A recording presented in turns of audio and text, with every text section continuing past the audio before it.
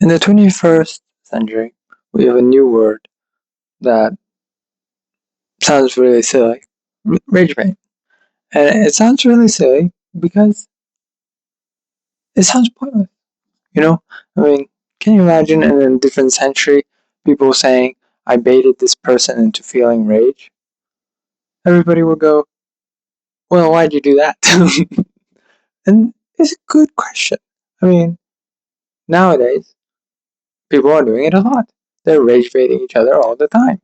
And I think the word is most clear when people are talking about engagement and driving up the views, because then you can see that, well, media is the reason people are baiting each other into rage. um, Money, in other words, the spectacle, the um, to create a spectacle which is separated from the real life. Uh, and then you might say, well, okay, then it's not so bad, it's just all a joke. We had pranks and now we have rage bait. And pranks were a bit more of like confusion baiting, or surprise baiting, or baffling baiting. But now we have full on rage baiting. So maybe rage baiting just comes from something simple like rage, the pranks, something very simple, a need for drama, and there you go. Well, I think that in a way, rage baiting could be also a continuation of the policing that people do of each other. And that it's not so much a specific, rage baiting is not so much a specific, a dramatic instrument, as it is a way for people to keep other people in a sort of cultural norm. And when I think of, the 21st century, the norms, I'm thinking of, people who try to be individual, try to be nonchalant, try to be detached, trying, scientific, um, people who are incapable of feeling rage, in other words. And why would you feel rage if you are independent? Why would you feel rage if you are detached? Why would you feel rage if all you care about is your own self-interest, right? If the norms are um, people feeling, nonchalant and all this, well, rage baiting is to draw out of people um, non-normative behavior, right? Emotion becomes a sort of non-normative behavior.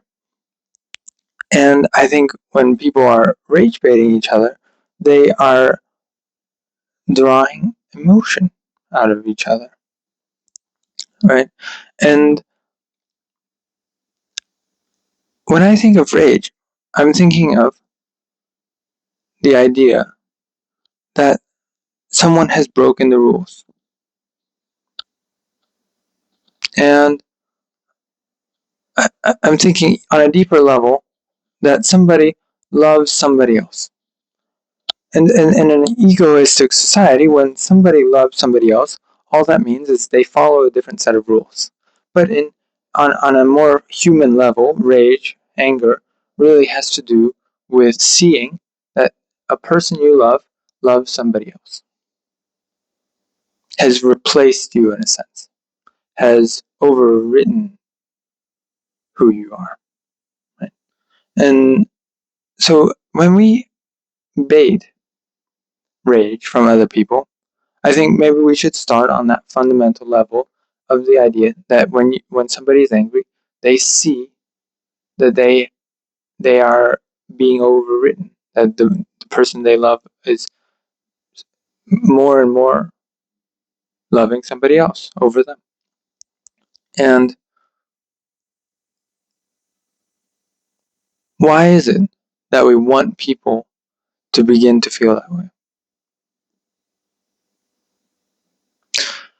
And I think the reason people are rage baiting is that when they can see that the other person is, that we are looking for a proof.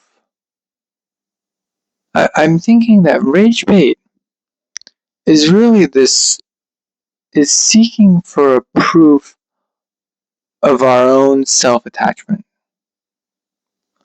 We are seeking for the sense, not so much that the other person is breaking out of the normative rules, freaking out, so on, but that we ourselves are have some sort of connection. And I think that we try to create a connection out of thin air that way. To see that somebody else can feel angry about us is to see that we belong to a society at all. We belong to some sort of system.